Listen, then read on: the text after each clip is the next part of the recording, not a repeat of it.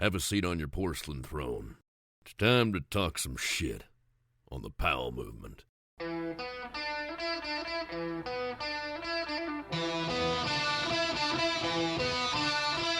Welcome to the Powell movement. I'm your host, Mike Powell, and this week I was gonna be heading down to Red Bull Rampage for some hot mountain bike action. Then a friend of mine invited me to go see the Grateful Dead in Los Angeles for Halloween weekend. The last time I saw the Dead was with this same friend 25 years ago, and it was a crazy trip to the Meadowlands. Back then, I told myself I would never see the Grateful Dead, and I would never do the other things that go along with seeing the Dead. But I got tickets to a show at RFK Stadium in Washington, D.C., and since I was going to go see them live, I made arrangements for the trip of a lifetime. I had so much fun at that show that I went to see the Dead again a few days later up at the Meadowlands. And that was 1994, my first summer seeing the Dead. I had one more Grateful Dead experience a year later at their last Bay Area show at Shoreline Amphitheater, and then Jerry died and so did my relationship with the Dead. But anyways, where I'm going with all of this is that while Yom Kippur happened last week, I'm passing over Red Bull Rampage this year. And I know it's the most incredible event on the planet, but I've been there a few times. And for me, I end up drinking way too much and stalking strangers who happen to be the best bikers in the world who are focused on their lines, not on the interviews that I want to conduct. And I could have done that again, but then I would miss a trip with a dear friend who I really love seeing. And you know what? I've missed way too many personal trips for events like this in my life. And Rampage is something that I can watch on the internet, and I think you should watch it on the internet too. And we'll get better angles and we'll see things more clear-headed than I would in person. So instead of a trip to the desert, I will be on a completely different trip. And for those of you listening this week, hoping to hear a Rampage episode, I'm sorry, I don't have one this year. And really, I'm not even a bike guy. Why am I the one who's coming out with bike content before anyone? I have no idea. But what I am going to come out with this year is same-day ski and snowboard content. I mean, this show is about snow for the most part, and the only live events I've done are bike ones. So I'm going to do something from the Mount Baker Bank Slalom, I'm going to do something from a major ski event, and who knows what else, because there are going to be too many events for my budget. So will I be at Mike Arts' event at Silverton? I'm not sure yet. I still have to look at all the cost details because I've got one trip in the hopper to LA. I don't have many more that I can go on. So I really just have to be smart about it. And at the end of the day, what all of this means is I will not be doing an event from Rampage Live. But I was able to have someone over to the studio for the first time in a long time, and this guy doesn't do podcasts. A lot of you have heard of Lucas Wachs, but there are also a lot of you who haven't. Lucas is not a self-promoter, but his body of work starts out with a dad who shredded and lived with Scot Schmidt and Doug Coombs. That says a lot. And then when Lucas was born, he was that kid in the backpack from the time he pretty much could hold his head up. And over the years, Lucas has gone from that backpack kid to park rat to contest to the guy who's filmed with everyone from Tanner Hall to Carl Fosfett to Sammy Carlson to Tom Wallish, and he's held his own in every project he's been in. Before we talk to Lucas, I want to ask you to follow me on Instagram at The Powell Movement, review me wherever you listen to the podcast for your chance to win a free beanie, which I'll explain in detail in the outro, and tell a friend about the show. But even if you don't do any of that, please support my sponsors who make this show happen. I only work with the best brands, ones that I trust, and they are Stanley, Dragon, Peter Glenn Ski and Sports, Elan Skis, Alpine Vans, and the 10 Barrel Brewery. Now, let's talk to Lucas Wachs. So I guess we should start this thing with talking about maybe the most exciting product news in your life, I would think. You have a pro model that's going to be in stores this month, or it's already in stores, the Youps, and what's the story behind it? Yeah. It is, my first pro model ski, and it's with Lib Tech. Yeah, it's just been a fun process helping design skis with them, and it's basically an all-terrain, mostly powder-focused ski. Is it the first pro model ski that they've ever had at Lib? Yes, it is. I'm pretty sure. And being that you're on a company, Lib Tech, that's known for making snowboards and making fun of skiers, it seemed like back in the day, and then eventually they started making NAS, their narrow-ass snowboards, and are you treated the same as they would treat one of their pro snowboarders, or are you treated almost like a second-class citizen in the whole world of Lib Tech because you're a skier? No, I love it. No, I'm treated the same, that's for sure. They've been so awesome to me and have supported me for a long time now, and it's pretty funny. I kind of hear that a lot, like snowboard company, blah, blah, blah, and I don't think a lot of people recognize that, like, Mike and Pete, who started Lib Tech, also grew up skiing, and they have a deep passion for skiing, and it's really cool. So, yeah, everyone there has just been awesome. I mean, they definitely flick shit, but I love it, and I have, like, such a deep respect for that brand, and the whole snowboard side of things is really cool, and I've been able to go on, like, some pretty awesome trips with the snowboard side as well, and yeah, there's a lot of respect for being the skier and being on the ski side, so it's cool. I mean, it's like they put all their trust in you for being like the core skier for their brand. You're not just the core skier, you're the only skier, it seems like, or one of the few that they have, and the one that they promote. And Anthony DeRocco, he's a guy I know, he's the CEO over there. He's a ski guy. He comes from the K2 end of things, and he goes to Lib Tech. You were already on Lib, I think, when he came in. Was there a shift when Anthony comes in to where they actually focus a little bit more on skis because of Anthony? That's his passion? Yeah, no, totally. Yeah, sorry, actually I mentioned his name earlier too. No, Anthony is like a huge part of the ski side at Lib Tech as well. When he came in, he did so much awesome things and made the skis exactly what they needed to be. They were already really good, but he took the production level up a notch, so like the finished product was just like pretty immaculate. And yeah, he's been huge. The guy has such a big background in like engineering stuff and ski design, and when he came in, he just tightened up the ship, and things have been turning out really nice. So you were able to notice a difference in the product and the fit and finish of everything when he came on? Yeah, I mean, he just kind of streamlined the line a lot. Like, Lib Tech was making quite a big range of skis, and like we got rid of some skis that we needed to get rid of, and he also developed some skis that we needed to have in the line. And I feel like he really just, like, from the big picture, made the whole line of skis look really nice and make more sense. And then also, yeah, the skis themselves, like, they got some new machines in the factory that are specific for skis, so they're started to come out really nice. I mean, I'm not too picky because I'm trying to ski powder most of the time, but yeah, as far as like, yeah, the sharpness of the edges and the bases, like, everything just started to come out really top notch. Nice. Well, before snowboarding and you even existed, your dad was a passionate skier. And when I say he was a passionate skier, it sounds like he started skiing late, like maybe like 19 or 20 or something like that. But he ended up skiing and living with like legendary people, Scot Schmidt, Doug Coombs. Like, those are your dad's crew back in the day. Is that correct? Yeah, totally. My dad didn't grow up skiing, but he found a big passion for it in college and went to school out in Bozeman, and that's where he met Scott, and Coombs, and yeah, he lived with those guys, and it's cool hearing those stories of them all skiing together up at Bridger Bowl, and it's pretty rad that he knew those guys, but also like that he found skiing. So he found it, and then it all started happening for him really fast because he ended up skiing with some of the best guys in the world? Yeah, for sure. No, he definitely got thrown into it a bit, I think, and was pushed and learned quick. Yeah. Did your mom ski as well? Not in the same way, but yeah, she loved skiing, and she picked it up pretty quick. She doesn't ski too much these days, but she was ripping for a while, and she loved skiing, and yeah, it was a big part of my parents' early days together, and they live in Taos, New Mexico, and it's pretty cool hearing their stories of skiing down there, and that's where they got married. And my dad was telling me how much my mom like learned, or how quick she learned, and definitely was kind of the same way. My dad was a little thrown into the mix, so she was kind of in the same way, with my dad being a avid skier. And yeah.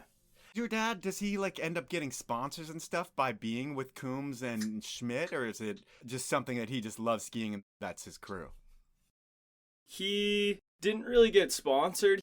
He's an artist, so he was in the graphic design realm and kind of more on like the back end, and he worked with Scott on some stuff for the North Face. He actually helped design the Steep Tech line with him. No way. Yeah, it's pretty rad, actually. I recently saw this thing about the Steep Tech line, and I don't know, there's a little bit of history on it, and it was cool. It was like some hand-drawn drawings of like their early like product development, and yeah, my dad's name was on it and stuff. It was pretty trippy. But yeah, he was more of a designer and got to tag along on some cool trips and kind of was like riding a little bit of the wave with Scott. And so are you both your parents artists when you're growing up? Is that kind of like their job? Yeah, they're both graphic designers and also just artists. They like painting, and yeah, both pretty creative people. My dad is painting a lot. That's like pretty much all he does now, and my mom is still painting as well. So it's cool to see their passion, and they did do it for a living for a while and before the recession and stuff. But yeah. And so if your parents are artists and you're in all these sports that are expensive, I mean, anytime you're going into the snow, it's not a cheap thing to do. And is there money in your family when you're growing up? Does it seem like everything's comfortable, or is everything a struggle? How's like the life of Lucas growing up? I mean, it was epic, man. I'm so lucky where I grew up, like outside of Bend, and yeah, my parents weren't rich by any means, but like they were doing good with graphic design stuff, and we were living comfortably, and it wasn't a struggle. I definitely didn't have everything handed to me, that's for sure, but like I was privileged, you know, got to ski a lot, and they got me a pass, and I was able to like have like nice skis, and you had all the gear you needed. You were like nice gear. A part of that was my dad kind of was in the ski industry, and so he was able to like get deals on stuff, and like that was a huge help. What was he doing in the industry? Was he working for different companies doing design work? Well, he just, I mean, you know, it's such a small world. He just had friends, you know. Yeah. And at that time, he did work for Mount Bachelor too, like help design their brochure. Get some passes and stuff like that. Yeah. And he would do a lot of trade work. So were you the kid pretty much in the backpack from like age 1 or whatever, and they just throw you in the pack and get you on your like for sure. destined to be on snow? Yeah, I mean, it was something he did all the time, so I would go with him. And then on top of that, like you have your dad who's definitely going to get you out in the snow, but you grow up down the street from the Warbington brothers, which I would think are a big influence. And are they like brothers to you in life? Like they live down the street and you're like best friends with those guys? Yeah, for sure. Man, they're so awesome. I like love those guys so much. And they live on like a farm with tons of animals, it looks like peacocks and all kinds of shit. Is it like wild growing up on that farm? No, totally. Yeah, so they grew up down the street from me, and they're homeschooled, so I actually didn't meet them at school.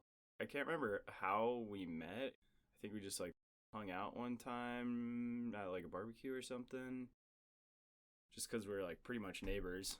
But out in Tumalo where we grew up, it's like your neighbor lives like a quarter mile away. Sure, yeah. So they're so awesome, and yeah, they definitely are like brothers to me, I guess. I don't have any siblings, but I hung out with them like every day. Yeah. And was at their house like every day. And yeah, they have a ton of animals. Their dad Martin is a vet, and it's really cool. They just like rescue animals all the time. They had camels. That is wild. Growing up, and that, do you ever look at the toes of the camels a lot? No, I don't know. They don't have them anymore, but yeah, they're so funny. They had these like crazy tongues, and they were like really honestly not that nice. They would like spit at you and stuff. But yeah, and like llamas and sheep and peacocks and tons of dogs all the time. They have a tortoise too. Whoa. Named Chompy. Huh. Yeah, someone found this tortoise in their field, and they just don't know where he came from, and they don't know how old he is, but they like can live like over 100 years, you know? And this is the one that's like 100-pound tortoise. Dude, like it's huge. Yeah. It's so funny. Yeah, it's crazy. And just like roaming around like their house. Like a prehistoric pet. Yeah, and it always tries to escape when winter's coming. And that's when they got him, was in the fall. He was just like in someone's field, and someone ran over him with like this swather for like baling hay. Uh-huh. It's like this gnarly thing with these spinning wheels with like sharp teeth on them, and it cracked his shell, and that was how they got him. He's got this crazy scar on his back. Oh, man. It's so funny. But yeah, never a dull moment over there. Yeah. So you've got them down the street with their crazy animal farm. And then I think you go to school with Carson Storch, or he's right around the same age as you as well. No, totally. He was a year older than me, but we both went to the same elementary school. Anybody else of note that you grew up with? Any other famous athletes? I mean, fuck, we had a pretty awesome little community when we grew up of just a bunch of kids that were into skiing and snowboarding and I guess mountain biking too. But yeah, the Fergusons also. And then, yeah, at the time too, there was some other rippers, like Ben Watts was this snowboard kid who was very talented. And then, yeah, I guess I was kind of one of the only skier kids. But yeah, the Fergusons, the Warbingtons.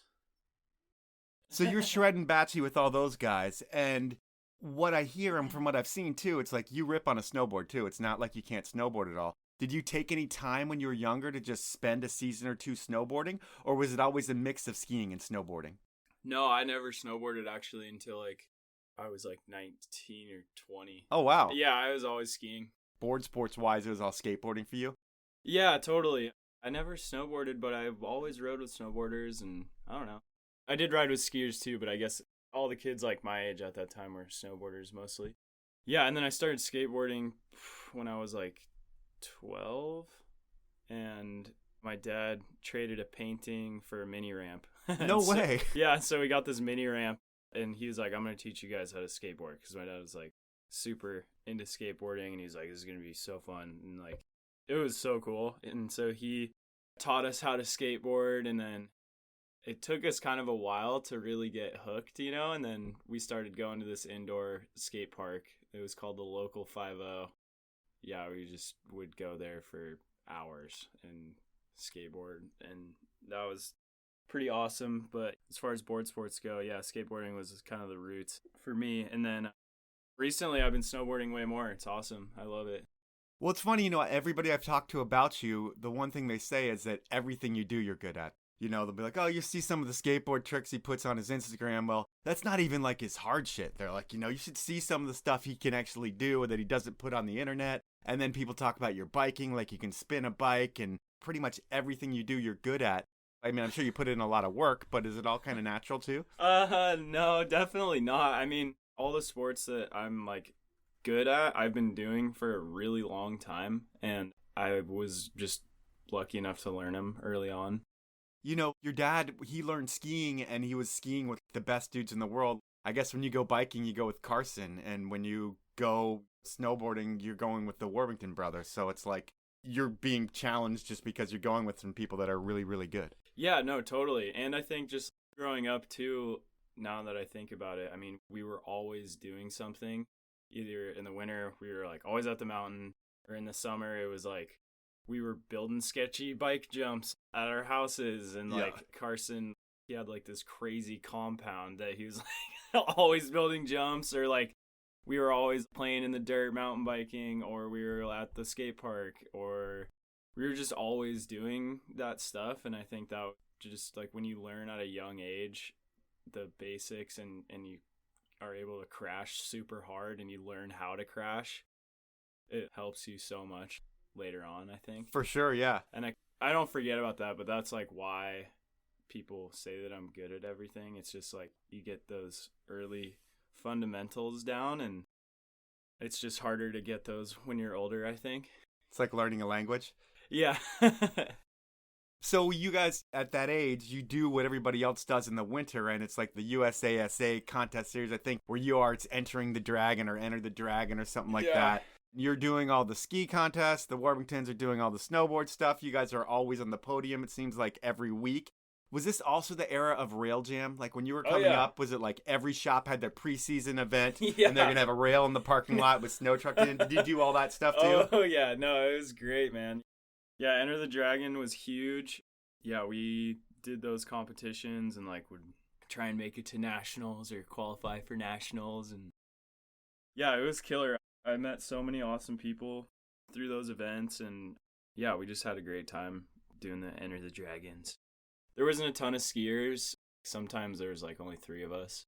Well, it was a time when skiing wasn't as cool as snowboarding, I feel like. Like every kid wanted to be cool and they wanted to be on a snowboard. And you kind of lived through that shift of when everybody's parents started snowboarding, it became cool to start skiing again, and you skied throughout it. So did you kind of see where when you were really young, it maybe wasn't as cool to be like a twin tip type skier or whatever you're doing? And then as you got older, it was like not only more accepted, but it was like almost counterculture because everybody else was snowboarding? Yeah, totally. No, it was funny. I mean, that was kind of also a reason why I never snowboarded when I was young, is because I was like, I thought that skiing was kind of this like, not counterculture, but it was just this underground thing, really unique thing, you know, and it was so cool at that time and so new, honestly. Like I'm pretty old now talking about it, but I had some like really old 1080s, you know? Yeah. Twin tips. Yeah. And like, those are like pretty new at the time, and like some line chronics. So you're talking like early 2000s. Yeah, early 2000s. And like, it's just, yeah, it was, I mean, it's not in the grand scheme of things that long ago, but it is. And yeah, the sport was so fresh and like cool at that time. Now it's time for a sponsor break, and it's back to snow season, which means if you're a skier, it's time to think about new skis. And last season was the least travel and the most fun I've had on snow in years. And I credit it all to my Elan Ripstix 106 that I use as my everyday ski here in the Northwest. It was the perfect blend of float and power in a ski, and it was the first time in a long time that I felt the product actually made me a better skier. I could see and feel a difference in my skiing. This season, I'm adding the award-winning Ripstick Black 96 edition to my quiver, and I'm really going to be able to carve up the mountain on the hard days. And I'll tell you all about them once the snow flies.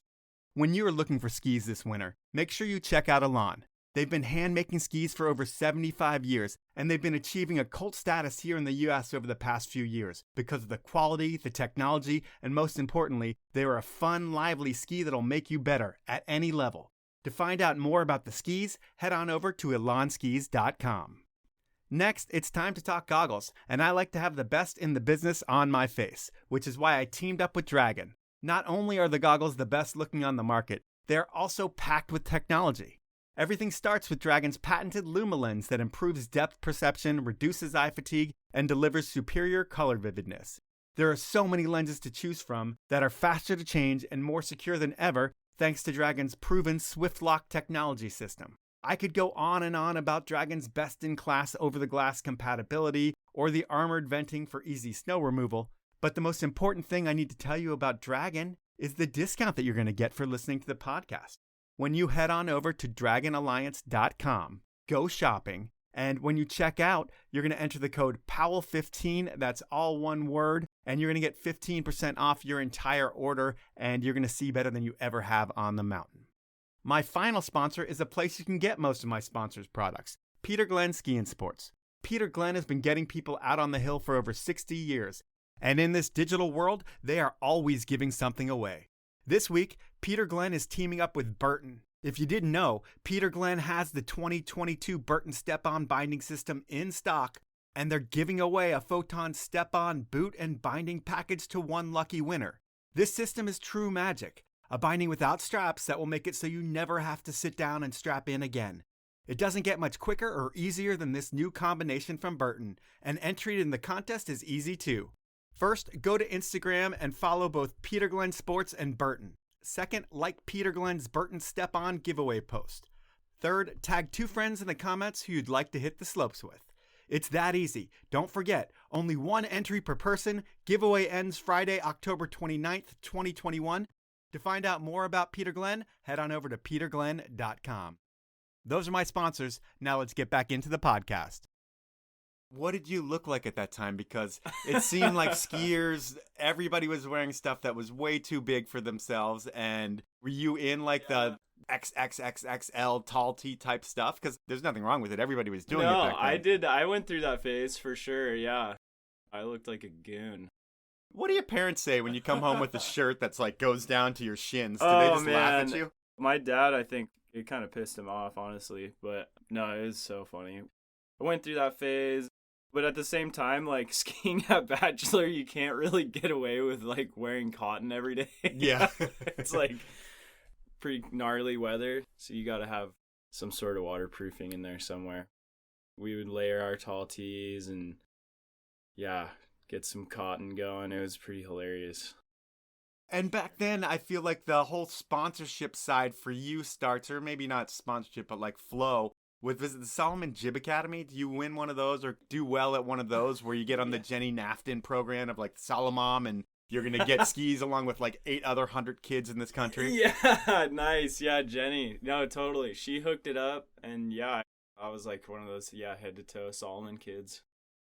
Being a head-to-toe Salomon kid, it seemed like they had so many people at that point because they were doing those jib academies. They were finding the talent all over the country. Did you feel like you got lost in the shuffle, or being that you were in Oregon and I think they were kind of nearby, did that help you out as well? Yeah, I got lost in the shuffle 100%. I mean, it was so epic to get all that gear. They hooked it up so much, like with gear. But yeah, I think I don't really know exactly what happened there, but the well dried up. And like there was so many kids on that were just getting flowed gear, and then eventually it just like lasted a few years and then it was kind of over. Looking at that period of your ski career, that's like your big competition period. What's strange about it really is that you're all about park and pipe at that point, and that's all you're doing, and you're, I'd say a park rat at that point, although Bachelor's got a lot of other stuff for you, but the whole mountain's like a terrain park in the grand scheme of things. But when you look at your skiing today, that stuff's like the last thing you ever do, it seems like. Park, pipe, urban, that's not really your style anymore. Were you just doing it back then because you could get support through it? Yes and no. I mean, I was competitive at slopestyle and half pipe, and I wanted to do good, and I wanted to be the best I could be. And yeah, I just kind of reached a point where it was just not feasible, and I recognized that I wasn't the best at it. But in order to become the best, I had to get a coach and go to camps and jump on the trampoline and learn all these crazy tricks. And it was like, for one, a lot of money that my parents didn't have, and I wasn't getting money from sponsors. Yeah. And then two, it was like, I just like don't really want to do that. You start qualifying for nationals at age 11. Yeah. And I think you do that like 4 times or something like that. And every time you qualify, that's probably a big trip for your parents, and it's a financial strain. And do you feel the pressure of like, I've got to do well if my parents are putting out all this money? Does it like actually put pressure on your shoulders? No, it did. Yeah, there was some pressure. And my parents knew my potential for sure, and like knew that I was good enough, like I was getting on the podium and I was up there with those guys, but like they saw that next level, that I had to get to, because like looking at like the actual adult pro pipe and park skiers, they just like saw that, and it was kind of one of those times, I guess, where it's like, all right, you either gotta like step it up, or we gotta not rethink it, but just like kind of step it up, or I don't know. So they had that conversation with you. They were like, hey, we're looking at what you're doing, and you're doing really well. Yeah. You could take it to the next level, but if you're going to do it, you have to go all in this way, and you had to make a decision almost? Yeah, kind of. I mean, the biggest part, honestly, was financial strain. And those competitions you have to pay to do. Yep. And the travel is, like, so expensive, and they really wanted me to do it, and they wanted to go. It was just too much, I mean, do you have dreams of like X Games and Dew Tour and Olympics? Was that in your head back then, or was it just like, I'm just trying to win nationals? I mean, yeah, kind of. I don't really know. I thought it would be cool for sure, but competing was kind of a lot for me, I think. And I kind of always like knew that I wasn't necessarily like super competitive type. It was hard on me, like honestly. Just wanting to win all the time? Well, yeah, it was just the pressure, like I would put a lot of pressure on myself.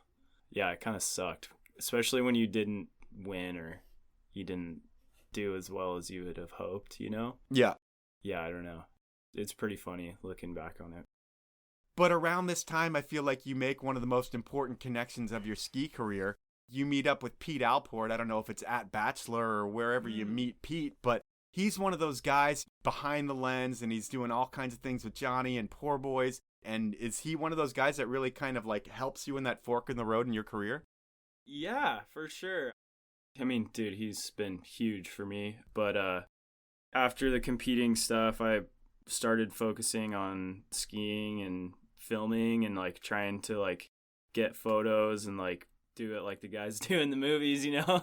But how do you even do that as a 15-year-old? Yeah, so I was like 16 when I started just like doing that stuff. And I mean, it was just like grassroots style. I don't know, friends with cameras and messing around and like going and building jumps and just trying to like make it happen. And like, are you doing super unknown stuff, like sending stuff in for that, or? No, we were just making videos, edits, and okay, putting them online. And then I did that for probably like a couple seasons. And then going back to the rail jam stuff, Pete would put on these rail jams. Okay. Or he would build these like crazy setups, like insane setups that were just wild. And we would do those events. I think that's like how I met Pete. And then, yeah, eventually he started shooting me or taking me out and we'd build jumps. And yeah, he's just like, he's such a character and an absolute workhorse. And definitely helped with the jump building techniques and yeah, just a bunch of stuff, you know. He's a professional. Is he the one that puts the bug in Johnny's ear of like, hey, we got to get this kid in the movie? Oh, for Poor Boys? Yeah. Yeah, I mean, he kind of just shot a lot of stuff of me, and a lot of the stuff that he shot, he wasn't really ever hired to shoot me for a lot of that stuff early on. We were just out getting clips. Yep. And then they would end up somewhere and figure it out later type of deal. But yeah, I think he definitely put in he's put in good word for me with like sponsors and filmers and I don't know, all sorts of stuff. Yeah, I mean, he's laid a lot of the groundwork, it seems like, behind the scenes for your career and like different phases of it for sure. Yeah. And in the beginning, it seems like he was getting you into Poor Boys by shooting with you a bunch, and he'd have clips and he'd send them to Johnny, and Johnny'd be like, hey, we can use some of this. Yeah, no, I was always like, I want to get into Poor Boys. I want to film a seg. But it was always tough. Like, my sponsors just couldn't afford it, essentially. And I think also I didn't have a truck and I didn't have a sled.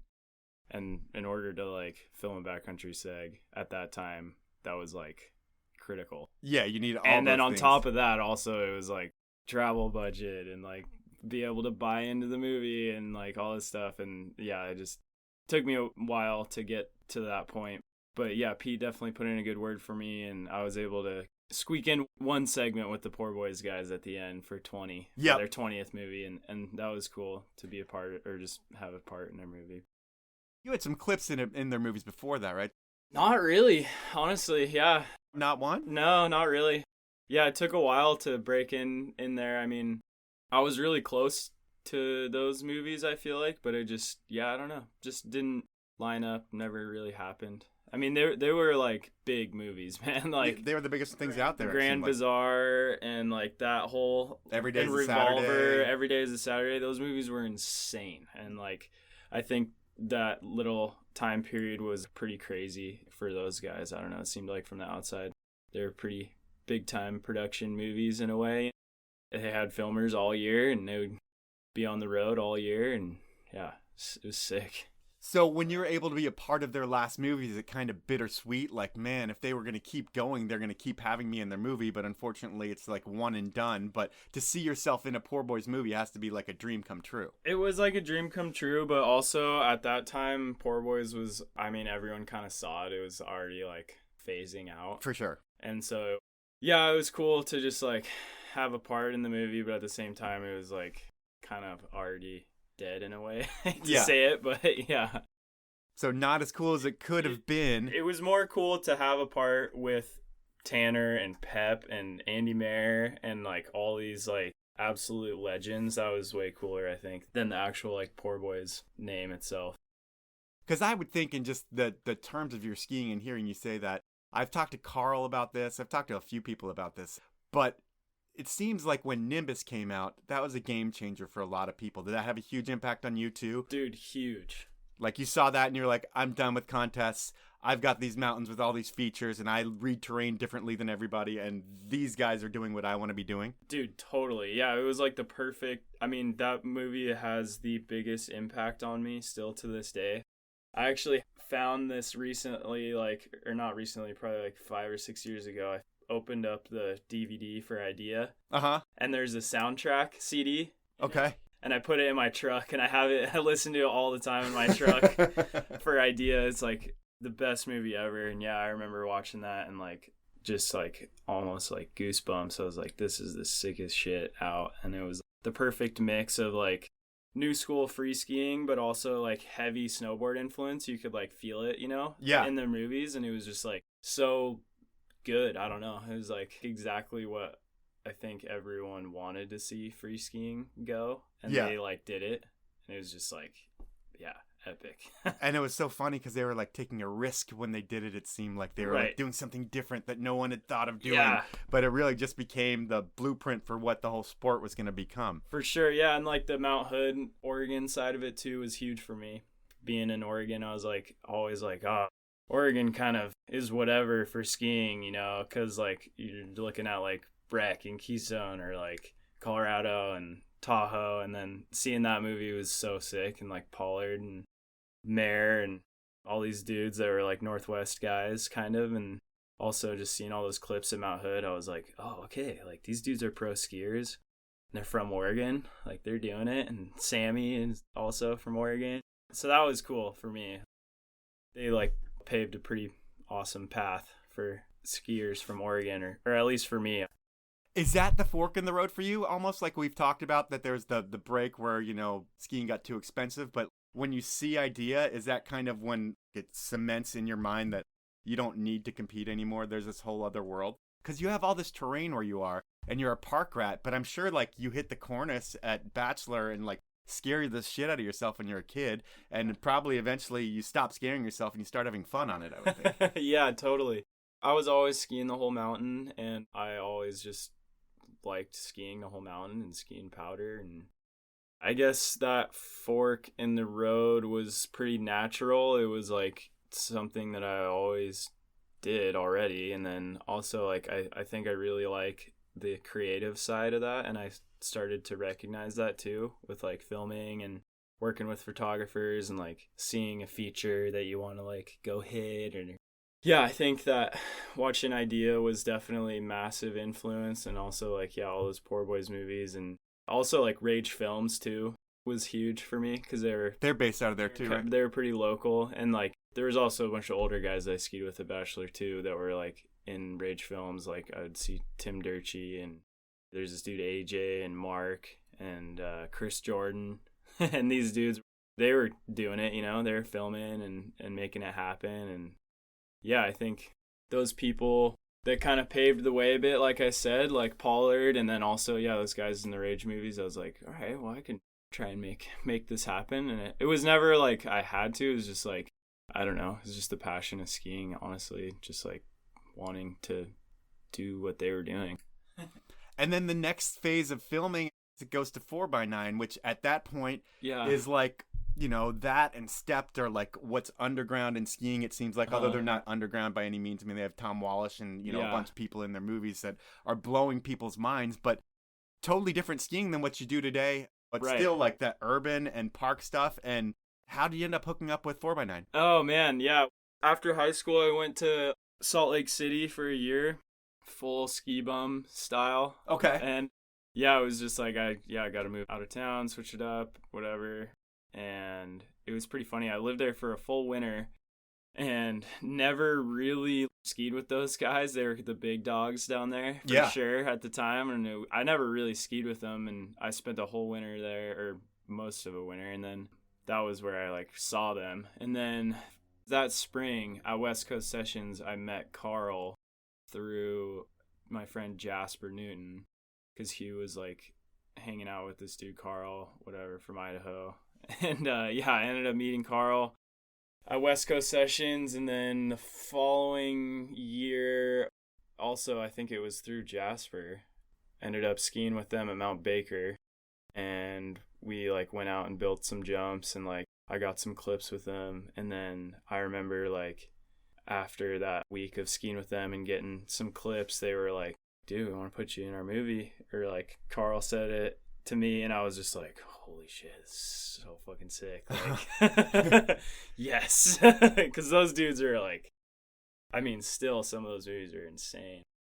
And yeah, it's like you and Carl in there, and then if you fast forward to today and you look at like some of the big mountain stuff that's happening in heavy lines, it's like you and Carl are out there as well. So it's like kind of night and day from where you were with the 4x9 guys to where your career has gone today. But your style of riding, we say it's born and bred in the Northwest. You've been riding with snowboarders your whole life, and that's impacted everything that you've done, which makes transition to Lib Tech the right transition. And we talked about getting on the brand or being on Lib Tech, but when did you sign on with them? When did that all start up? It happened not too long after the Salomon Grom days. I think I was like 15 or 16, and yeah, I was friends with all the snowboarders, and I would go into the snowboard shop all the time, which was Side Effect. And it was ran by James Jackson, who's like, now he's like this crazy Red Bull coach, works with all these athletes. Like high performance Red Bull guy? Yeah, he's the fucking man.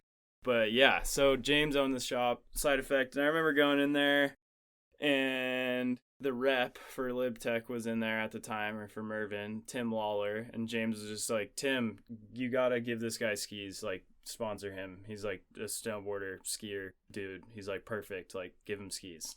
And Tim was like, all right, word, here you go. And he like literally gave me a pair of skis, and I was like, sick, like, yeah, this makes sense, you know, for me. And like the brand, I was like, okay, yeah, I mean, it's not Salomon, but this feels right. And so it took a while till like I got a contract, but I don't know, I love the skis from the start. I was like, these things fucking rip. And that you're different than any other skier out there being on Lib Tech skis. Yeah, and I liked that too. And yeah, the skis were so good, because I was skiing like those most garbage Salomon kid skis that were like made out of foam. They were so bad. I remember getting a pair of skis, because like the kids skis at that time too were just like made super shitty, but I remember getting a pair of skis that said full wood core on the ski, drilled into it, and it was foam. Oh, no way. Yeah, it was hilarious. That's ridiculous. They would print full wood core on that. Yeah, it was pretty funny. Sorry, not to talk smack on them, but yeah. And then I got on the Lib Tech skis, and I was just like, wow, these are awesome. It's time for my final sponsor break, and now is the time to order your Alpine van. If you don't know about Alpine, well, they're the one-stop shop to get your Sprinter van and have it customized into your dream adventure van. And they are the best. Don't believe me? Go to their website, alpinevans.com, scroll down to the Cody Townsend 50 Project van video, and see the build detail and quality for yourself. Cody could have gone with anyone for his van build, but he chose Alpine because those guys are designers and engineers who double as ski patrollers, mountain bikers, and surfers who spend way too much time in the elements with all of their toys in their vans. They can have your van fully customized in your driveway in 90 days. So head on over to Alpine Vans, check out their thoughtful quote builder, and get yourself the best holiday present ever early. My next sponsor is all about beer and drinking beer outside. And there's no better brand to work with in action sports than the 10 Barrel Brewery. And how can a beer be part of action sports, you ask?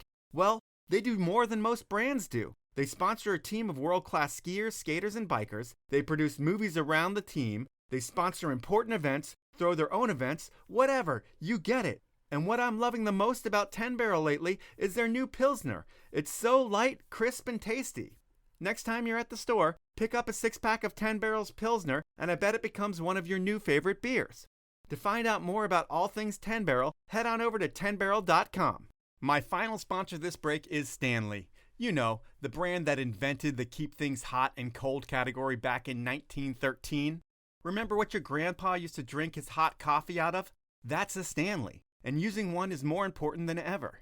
If you're still using single-use plastics, you know, bottled water, you're blowing it. Your plastic is going to end up in our oceans, and that sucks. But you can change that, and Stanley wants to help you do that. And they're going to give you 30% off your plastic-saving water bottle and anything else you order on their website. To get the deal, head on over to stanley1913.com, go shopping, and enter the code DRINKFAST, that's all one word, all lowercase, at checkout, and you'll get 30% off. If your order is over $75, Stanley's going to send you a limited edition Powell Movement beanie to go on top of it. Those are my sponsors this round. Now, let's get back into the podcast. Who else supports the Lucas Wachs dream? What other sponsors do you have? Well, now Dakine, and yeah, still with Lib Tech and Dragon and 10 Barrel Brewing and Mount Bachelor. And yeah, at that time I was getting flowed stuff from the North Face, which is like pretty random. And then yeah, Lib Tech skis, and then Dragon also was like a really early sponsor for me. They sponsored the podcast Sick. as well. Yeah. Yeah, that's awesome. Yeah, no, it's cool. Like I've been lucky to like get support from these brands for a really long time, and feel like I have a good relationship with everyone. And yeah.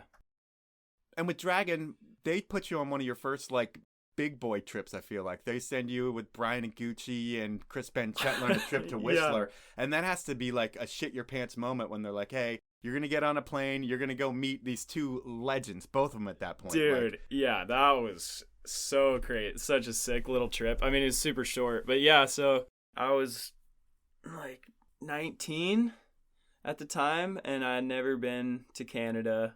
Got on a plane, and I get on the plane, and the pilot is Travis Durchie, Tim's little brother. That's who, crazy. Who became a pilot. And he's like, "What's up, dude?" And then like immediately I'm like, "Oh, this is gonna be a sick trip."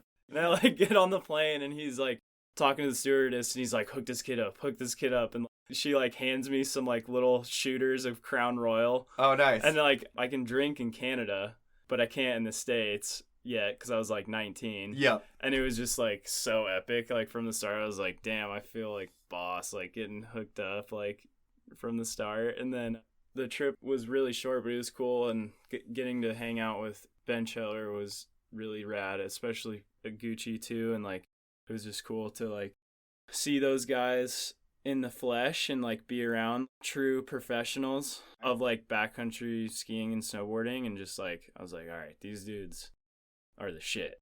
It's your first trip on a trip with super pros, and you being part of the super pro crew. Yeah, for sure. I was like, holy shit, like kind of don't know why I'm here, but I'm here, so yeah, let's fucking do this thing. I mean, is there a moment in your career where you feel like you had arrived, where you're like, holy shit, this whole pro ski thing is working out? Yeah, I mean, honestly, the 4x9 thing for me was that.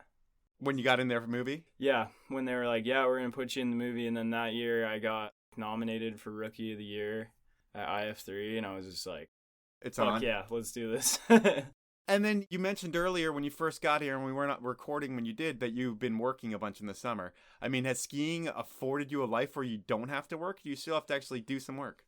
I've always worked in the summer, yeah. And I mean, I feel like I always need something to do. Okay. And no, I mean, I'm super lucky. Skiing is essentially how I make a living. It's never been that way from the start, you know? So it's like always got to work for it. And I honestly like working in the summer. Do you work hard, or you like doing like labor type work? Yeah, I've worked some crazy jobs in the past, and now my boss is awesome. I do construction, and he's like, yeah, you're on the construction fantasy team or something like that. He said that the other day. He's like, you're on the dream camp construction, because I work for this buddy of mine nowadays, and yeah, it's like super chill.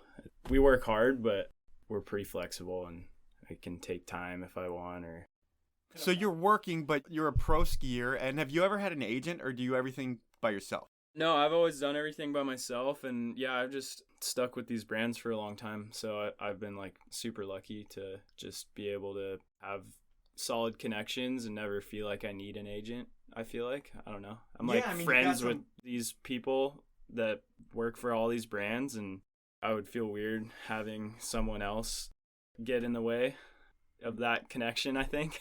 For sure. And I think the way you're doing it is the right way to do it, because you can build and cultivate these relationships. Given if someone leaves their job, it could leave you out in the cold, but that's just part of the game.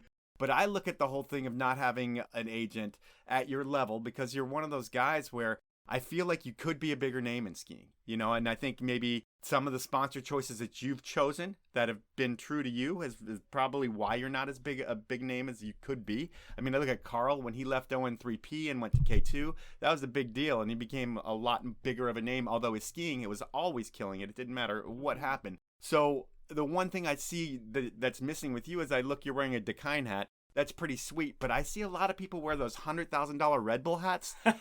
And, you know, an energy drink is, maybe you don't drink them, maybe you do. I have no idea, but it seems like that's one of those things where The guys that have an energy drink sponsor, they don't have to work in the summer. I mean, they can if they want to, like you, but they don't have to. Has there ever been a thought of going and pursuing an energy drink type contract?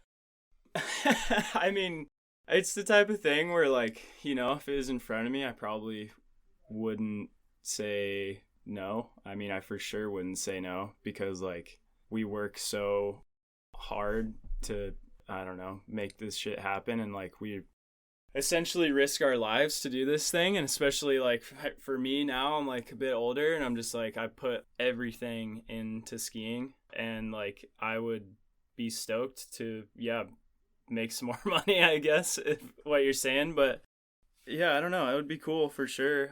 Yeah, I'm open to it. I mean, I just think it's interesting because you got to figure the life of the average pro skier. And I'm not saying you're average by any means. I'm talking about the average career span. 20 years is a lot. If you can have a 20-year pro career, that's amazing. You've had like a 12-year pro career right now. So you're on track for a 20-year pro career. Yeah. You know, it could keep going that way. But there's 12 years where some people probably made over $1 million from an energy drink where you just didn't have that type of sponsor. And I don't know, is it not something that you regret, but is it something that you look back and like, man, maybe I should have pursued something like that earlier, something you don't even care about? Yeah, I mean, I don't know. I look back on it and I'm like, I mean, I have friends, you know, that make a lot of money, it looks like. Yeah. That I'm around and I'm like, yeah, damn, that like obviously would be dope. Yeah. But yeah, I don't know. I think about it for sure, and it's one of those things where, like, I don't really feel comfortable, like, pursuing something like that. You're not a self-promoter by any means? Well, I mean, yeah, you kind of have to be, for sure, for, like, doing what I'm doing, but I've never really felt comfortable, like, reaching out to a Monster or a Red Bull, and I guess it would be cool, like, if it happens naturally, but, like, honestly, like, 10 Barrel has been, like, kind of almost like an energy drink sponsor in a way. Like, they've helped out so much. They're the best in terms of action sports. Like, they really put their money where their mouth is. They don't care if you win or anything like that. They're not putting sports science into you. They're giving you beer and saying, have fun, drink it outside. No, totally. Yeah. Like, for me, 10 Barrel has been, like, similar to one of those energy drink sponsors, you know? Yep. I don't know if it's, like, the same money shit, but they've helped me out a lot. I guess they have created a lot of opportunity where a lot of guys do special projects with their energy drink. You've done a lot of special projects with your beer.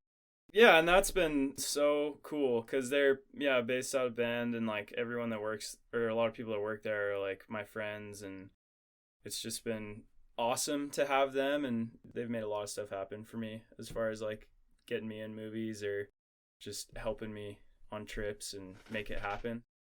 So that's your life and times in terms of money. And it seems like you are working, but you don't have to work, but you are working, whatever. But when we get back to skiing, I mean, you film with everybody, it seems like. Poor Boys, Matchstick, Level 1. You've worked with Sammy, Tanner, Tom Wallish. And those are three of the biggest names in the game. And so I would think they're all very different people. Who was the most fun person to do a project with? Oh, man. Yeah, I don't know. I guess Carl, honestly. Okay. Yeah, I really like skiing with Carl. I mean, I know you didn't say his name there, but yeah, and then, I don't know, I filmed with Tanner for a year, and it was, like, the craziest winter of my life, and it was it was epic, but just travel-wise and going places? It was just, dude, it was insane, like, hanging with him, and the program was just wild that year, but that was a really fun year for me. How were your lungs after that year? Oh, man.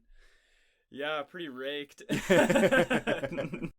Yeah, it was awesome, dude. And then, like, Sammy, I've been around him for a while, or just, like, from Oregon. And, yeah, I really like skiing with Sammy, too. I've had some really awesome days with him skiing. Hopefully some more in the future. If you had to pick one of them, and you could only pick one to Yeah. ski with, who would it be? Not Carl, because I know you're going to pick Carl. Oh, man.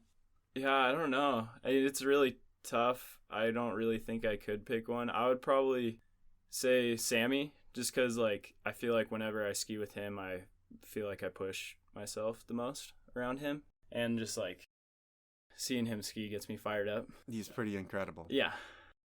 You know, one thing, and when we talk about Carl, you've done the Stray Dogs project with Carl. You've done a bunch of different things with Carl over the years.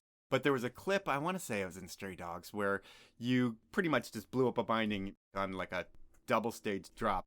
Do you know what I'm talking about? I don't recall. Dude, my memory is not the best. It was like a big flat landing. Big flat landing. Oh, yeah, totally. Kind of a skipper. Like, yeah, exactly. Yeah, little lily pad tap. Exactly. Yeah, totally. And you blow up your binding. I mean, how often do you break shit? Because, I talk to a lot of people, and you can get as much product as you want. But one thing I really don't talk about is breaking stuff. Right. How often does that happen in the field? Oh, man. Well, I don't really break that much stuff, honestly, because we're skiing powder. Yeah.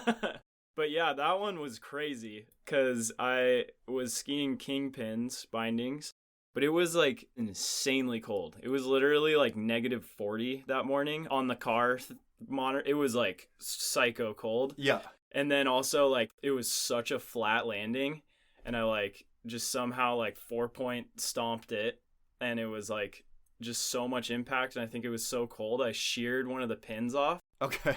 I didn't even notice it till that night. And I looked at my binding and there was like one pin missing. So like I skied out of it and I didn't even notice, essentially. And then sheared one of the pins off. And I think it was because it was like so fucking cold. Yeah.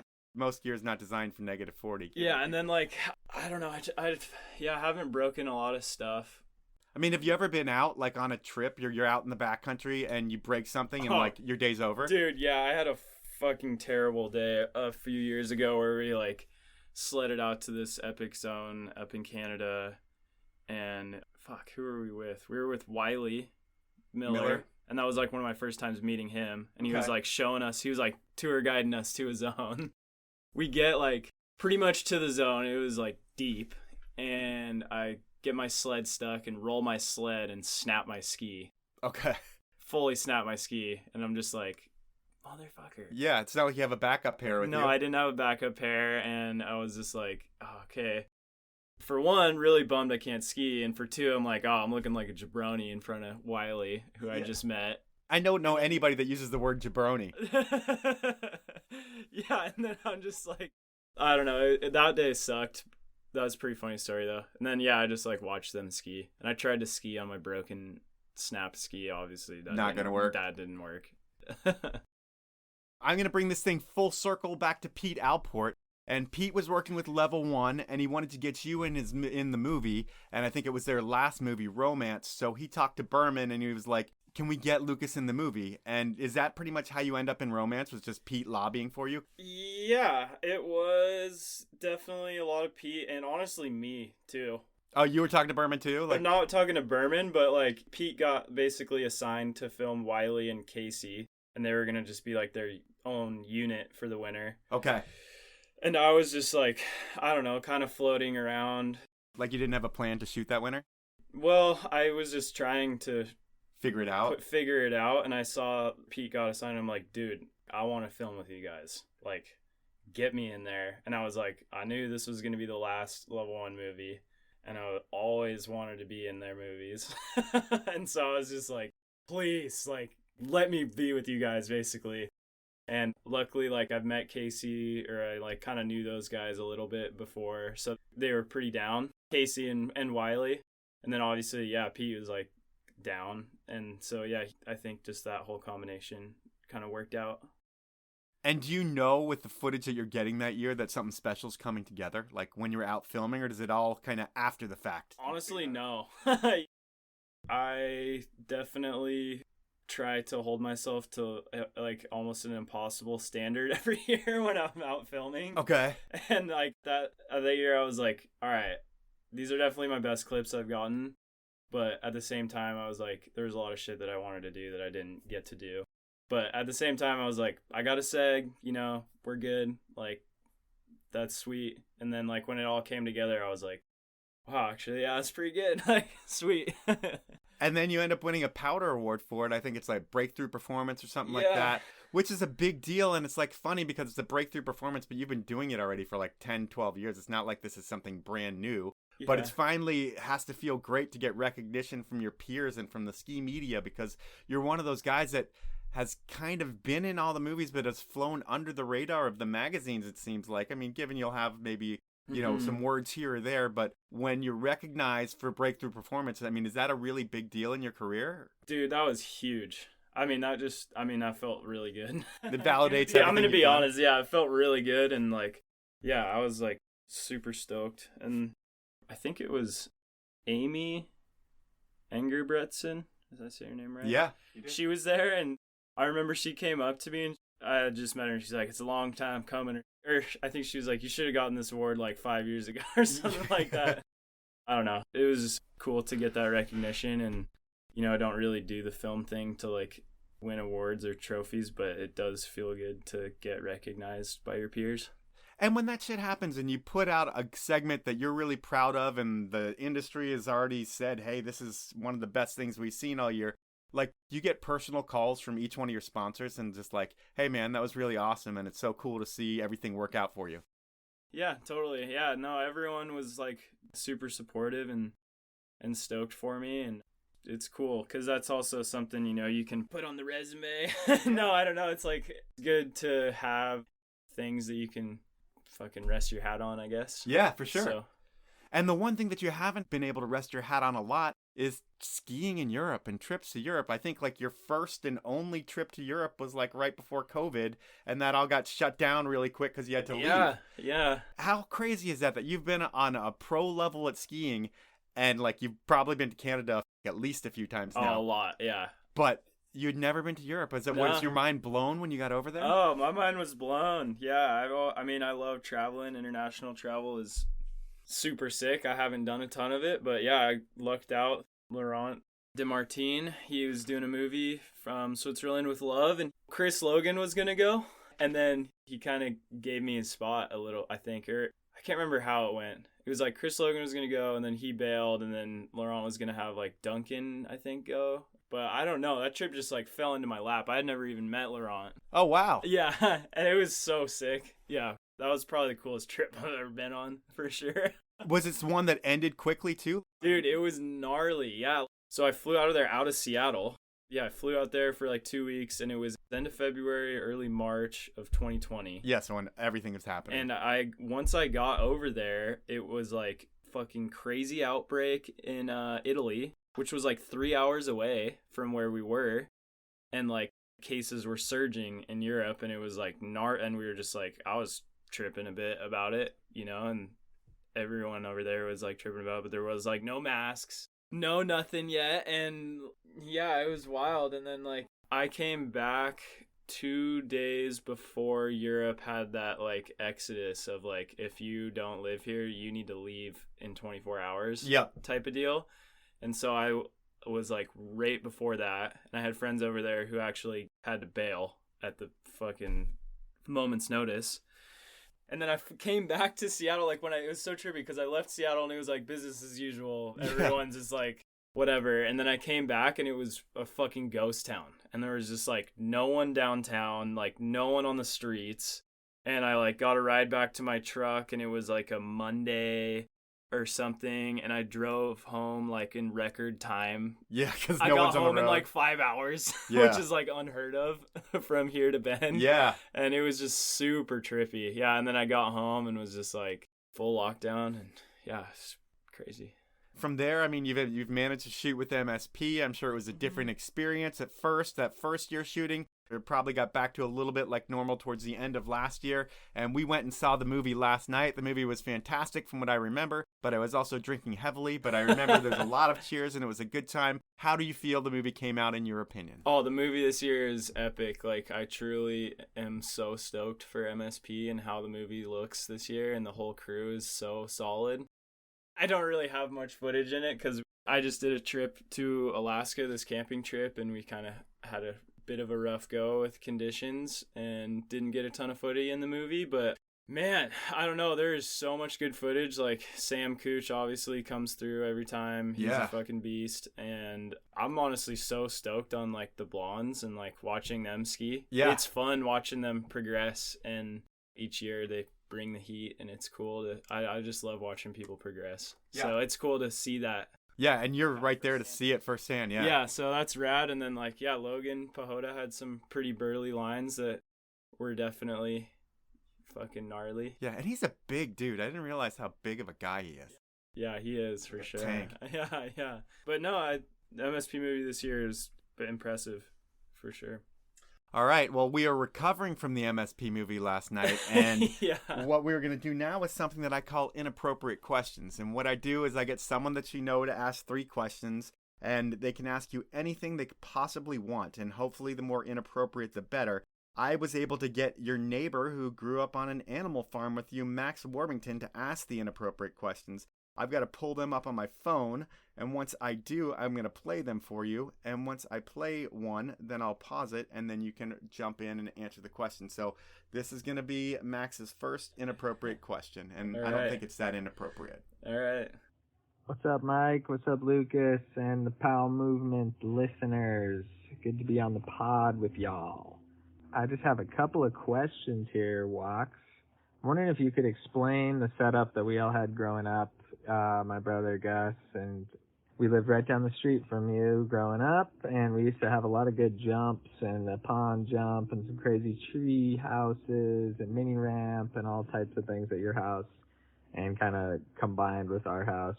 So I was just kind of wondering what was one of the sketchiest things that we used to do back in that time. I remember a lot of funny times and Dad Dave doing some shit, so I don't know what pops in your head, but just something funny, maybe a slam or sliding around in some mud or something, whatever we used to do back in the day up in Tumalo.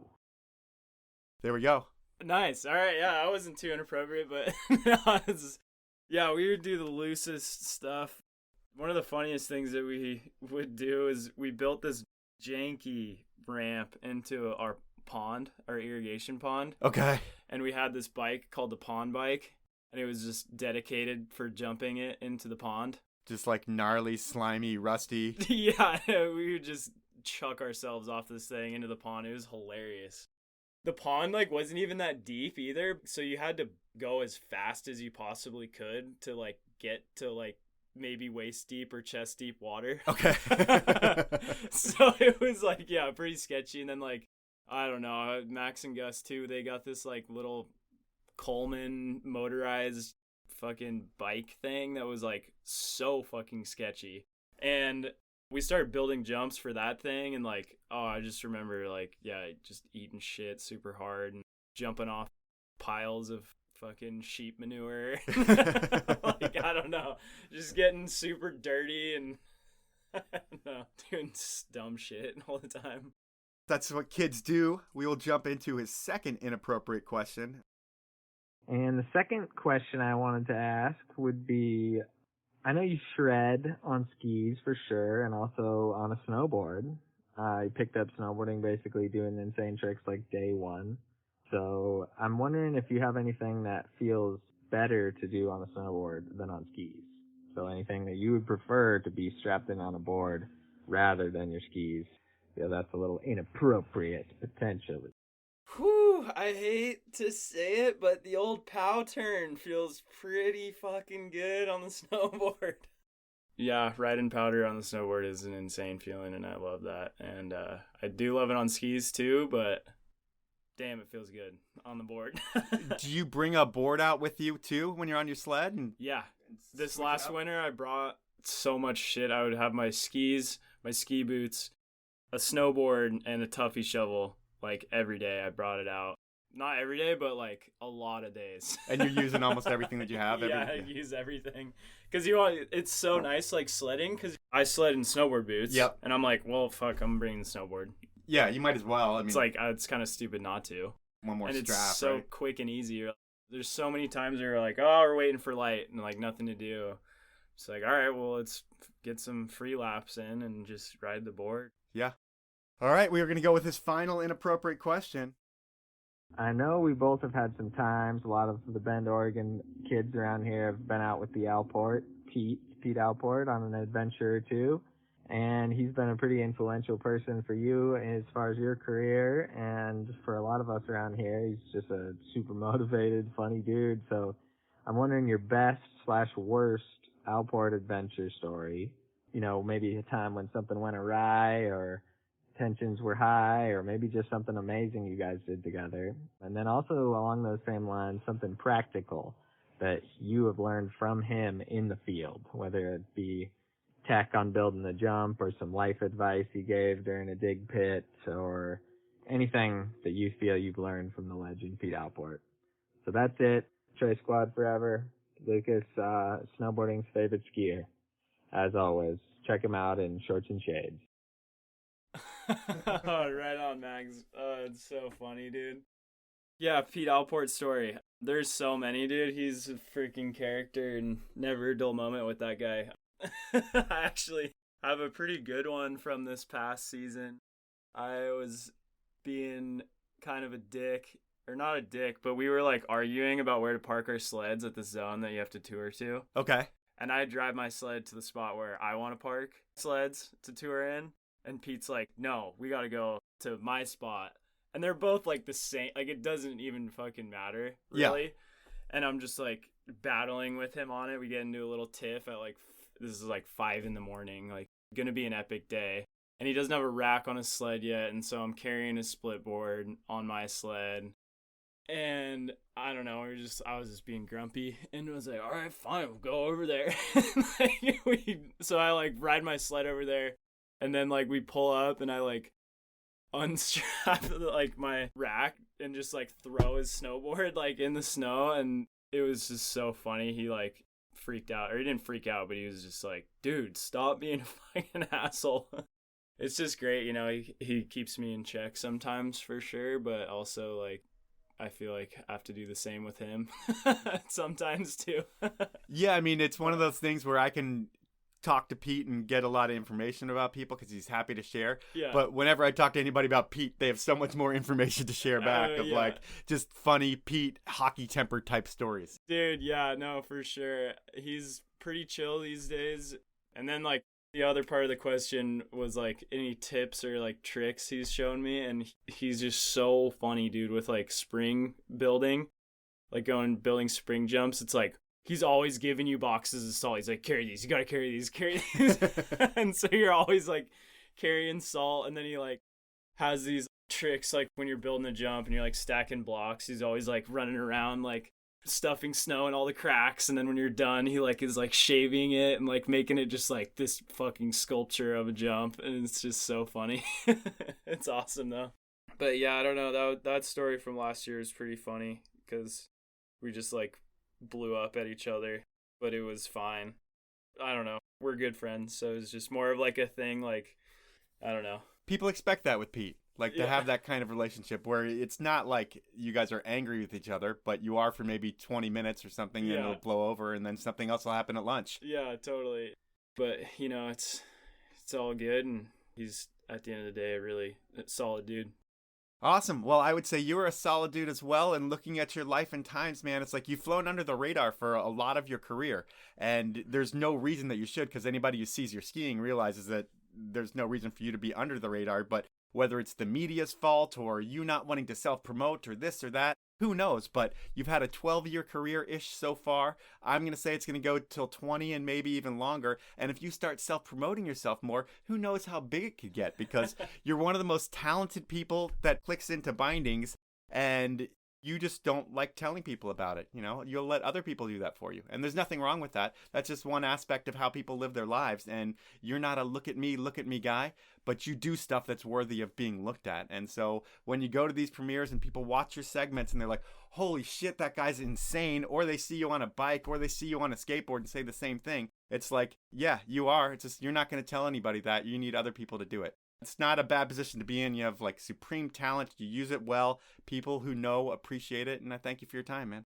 Yeah, no, I appreciate it, dude. Thank you. Yeah, I think I'd always just want my skiing or whatever just to speak for itself as much as possible. And thanks for having me on the podcast. And yeah, it's awesome seeing what you're doing and bringing in all sorts of awesome people into the booth. And I think our sport can always use more stuff like this, so thanks for putting it on and having me in here.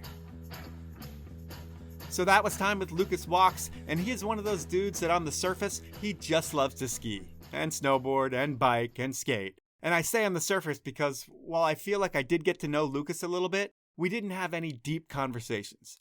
And you know what? I'm not looking for any conversations that are too deep, but I don't know. Lucas just seems like one of those guys who's always doing something and he's always stoked, and that's what you hear about. I'm guessing he's not one of those people who likes to engage in deep philosophical conversations. But like I alluded to, I'm not one of those guys either. But I can be. And maybe Lucas can too, but not here on this podcast. But one thing Lucas does is he proves that talent and hard work can get you to the pro level. But in my opinion, while it's cool to see his career trajectory over the years, I feel like he can be a bigger name in the sport. But he'd have to play the game a little bit more. And while that's not the way Lucas plays things, I'm sure he looks at his self-promoter friends every once in a while, and he realizes that they have more because they share more of themselves to the masses, and that's what sponsors and everyone else wants to see. But there is something to be said for staying true to yourself, and if being on the fantasy construction team and being a pro skier is what Lucas chooses to do, more power to him.